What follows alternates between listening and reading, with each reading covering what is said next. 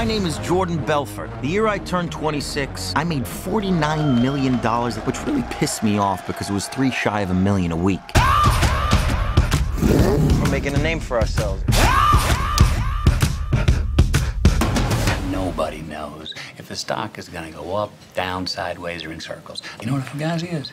Oh, Fugazi, it's fake. Yeah, Fugazi, it's a wazi, it's a woozy, it's a fairy dust. Was all this legal? Absolutely not. We were making more money than we knew what to do with. We don't work for you, man. You have my money taped to your boobs. Technically, you do work for me. What's wrong, Daddy?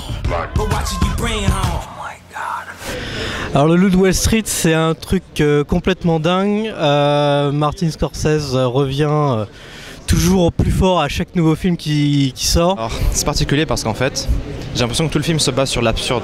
Tout est complètement absurde. Alors je trouvais que Le Loup de Wall Street était un film assez incroyable parce que non seulement c'est le meilleur film de Scorsese pour moi depuis plus de 10 ans. Il donne un gros coup de pied au cul à toutes les nouvelles générations de réalisateurs qui se prétendent à la mode, branchés, tout ça. Il les remet tous au Moyen-Âge. D'un côté, on voit les choses, on va dire entre guillemets, de manière plus violente. C'est-à-dire que c'est vraiment les économies, les traders, ils prennent leurs actions, ils les achètent, ils les vendent, ils font perdre de l'argent à des millions de gens. Tout le monde, on voit pas ce côté-là. Mais d'un côté, en même temps, c'est pas le but. Parce que sinon, on serait allé regarder Wall Street, enfin des autres films qui ont déjà été faits. Parce qu'on retrouve un peu la veine de ces grands films de chute, voilà, les affranchis Casino. Mais il arrive à trouver une modernité assez incroyable avec un DiCaprio que franchement, je pense qu'on n'a peut-être jamais vu aussi bon.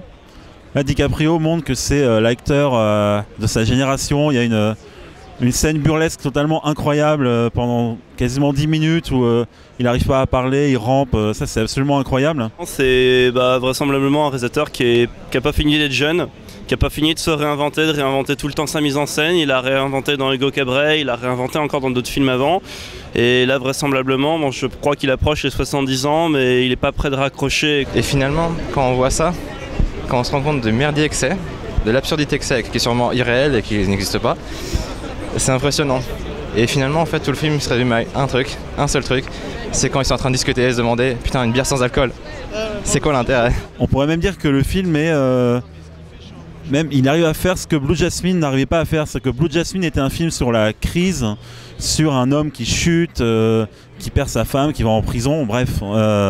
Et Blue Jasmine était aussi mou et aussi prévisible que ce film-là est imprévisible, fou, dingue, émouvant, stimulant. C'est un petit peu Casino des années plus tard en mode complètement nihiliste. C'est les traders, s'il n'y avait pas d'argent, ils seraient pas aussi cons et ça marcherait pas.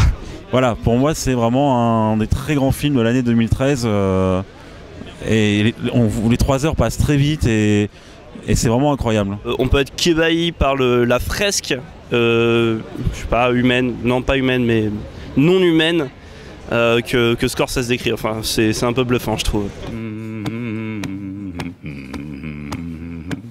Comment?